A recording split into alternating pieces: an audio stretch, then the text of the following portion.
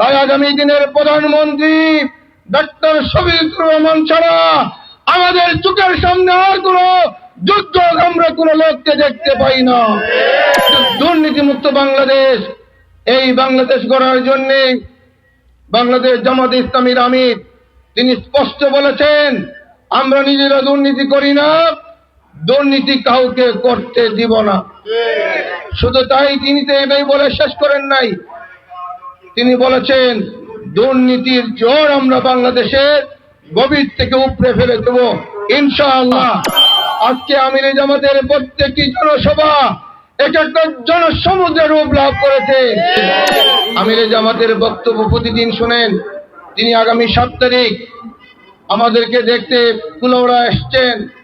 আমরা সকলেই সেখানে উপস্থিত থেকে তার গুরুত্বপূর্ণ ভাষণ শুনবো ইনশাআল্লাহ। আজকে যুক্তিতর্কে মোকাবেলা করতে না পেরে তার এক্স আইডি হ্যাক করে আজকে কুরুচিপূর্ণ কিছু বক্তব্য প্রচার করে ডক্টর শফিকুর রহমান সাহেবকে বিতর্কিত করার ষড়যন্ত্র হচ্ছে। আমাদের গায়ে এক বিন্দু রক্ত থাকতে আমাদের নেতাকে বিতর্কিত হতে দেব না ইনশাআল্লাহ। আমাদের নেতা এই জমিনেই গত 19 বছর সংগ্রাম করে তিনি টিকেছেন। তিনি বিদেশ থেকে এসে কোনো আজকে নতুন রাজনীতির সবক দিচ্ছেন না। আগামী বাংলাদেশ ডক্টর শফিকুর রহমানের মতো একজন বিচক্ষণ, ডাইনামিক, বিশ্বের আলোড়ন সৃষ্টিকারী একজন নেতার নেতৃত্বের অপেক্ষায় আছে। তাই আগামী দিনের প্রধানমন্ত্রী ডক্টর শফিকুর রহমান ছাড়া আমাদের চোখের সামনে আর কোনো যোগ্য আমরা কোনো লোককে দেখতে পাই না। আমাদের আমিরে জামাত আপনাদের সামনে 11 দলীয় জোটের একজন প্রার্থী হিসেবে প্রেরণ করেছেন। আমি আপনাদেরই সন্তান। এই জনপদে আমি সাধ্যমতো আপনাদের গ্রামে গ্রামে বাড়ি বাড়ি যাওয়ার চেষ্টা করেছি। আজকের জনসভার পরে হয়তো কাটালতলিতে আমাদের আর এরকম কোনো প্রোগ্রাম করার সময় হবে না। আপনাদের সাথে বিনয়ের সাথে বলতে চাই, আমরা ব্যক্তিগতভাবে কেউ প্রতিষ্ঠিত হতে চাই না।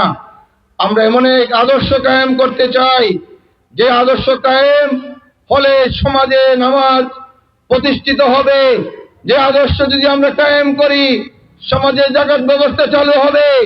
যে আদর্শ যদি আমরা কায়েম করতে পারি সৎ কাজের আদেশ দেওয়ার মধ্য দিয়ে সৎ কাজের চর্চা বাড়বে।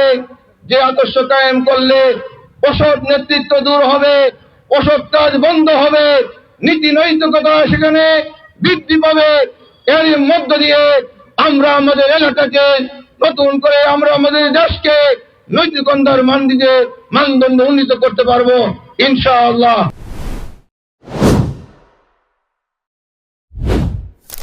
সাতমা কণ্ঠ, উত্তর পূর্বাঞ্চলের প্রতিচ্ছবি।